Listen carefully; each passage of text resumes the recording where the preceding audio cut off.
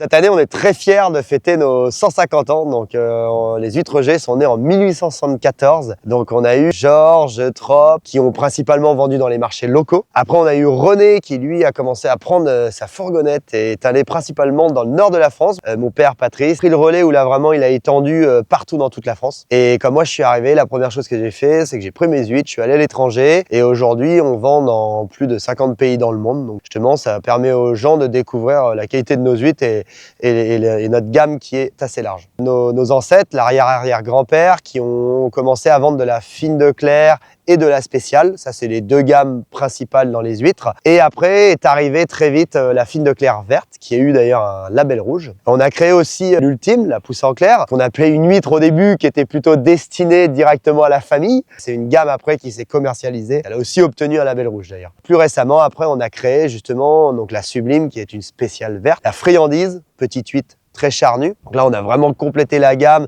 et apporté vraiment une diversité. Et là, pour nos 150 ans, bien sûr, on a créé la nouvelle gamme qui s'appelle la Môme, une huître, j'ai envie de dire miniature, qui est vraiment destinée à accompagner d'autres produits et à sublimer le repas. Donc, au cours de ces 150 ans d'histoire, on a perpétué la tradition, j'ai envie de dire. Par exemple, l'affinage en clair, c'est quelque chose qui a été créé par nos ancêtres. C'est même eux à la main qui ont forgé les clairs qu'on a aujourd'hui. Aujourd'hui, on est très fiers de les entretenir. Ça nous sert à la fois pour la qualité de nos huîtres, donc le goût, bien sûr, avec cette longueur en bouche, cette qualité au niveau du goût avec justement des huîtres moins salées. Et aussi, ça nous sert de barrière sanitaire. Bien sûr, il y a eu des évolutions. Donc là, on est plus dans la technique de production. On a eu bien sûr l'élevage en surélevé. Ça, c'est plus à l'époque de mon père. On est passé des parcs à plat avec énormément de prédation à des élevages en surélevé, qui nous a permis justement d'avoir moins de mortalité sur notre élevage et de faire des huîtres aussi plus rondes. Permet aussi d'avoir un virage de l'huître et d'avoir vraiment une huître très qualitative. Aujourd'hui, moi, ma génération, on a lancé plus récemment, bien sûr, les filières en mer. On est directement sur de l'offshore. On essaye à avoir un produit de qualité optimale. Donc, on essaye de perfectionner la technique et de s'améliorer au niveau aussi de la pénibilité de notre travail. On a réduit, par exemple, le poids des bacs, le poids des poches, qu'il y a vraiment une évolution à la fois pour les personnes qui travaillent chez nous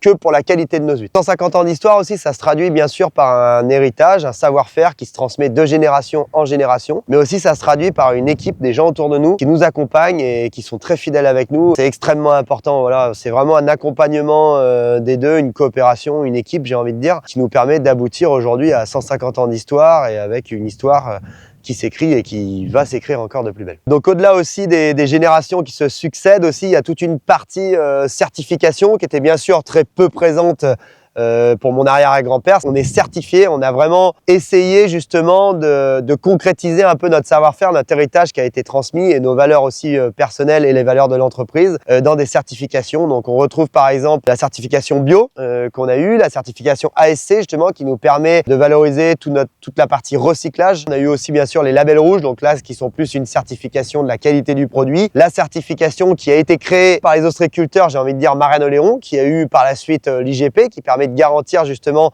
cette aire géographique protégée sur 27 communes du territoire. Ça, c'est extrêmement important et c'est vraiment ce qui fait la valeur de notre territoire et de la qualité de nos huîtres via l'affinage. Après, on a aussi d'autres certifications, labels, j'ai envie de dire, même comme le PEFC par exemple, qui garantit que tous les colis que nous expédions soient certifiés PEFC, un arbre coupé, un arbre replanté. 150 ans d'histoire aussi au sein des générations, c'est extrêmement important. C'est vraiment, on a perpétué le milieu qui nous entoure, garantir qu'il soit le plus sain possible. Ça a été façonné par les ostréiculteurs à la main. Aujourd'hui, c'est vraiment ce qui nous permet de garantir la qualité de nos huîtres. 150 ans d'histoire, c'est vraiment être en harmonie avec la nature. Il n'y a pas d'autres mots là-dessus.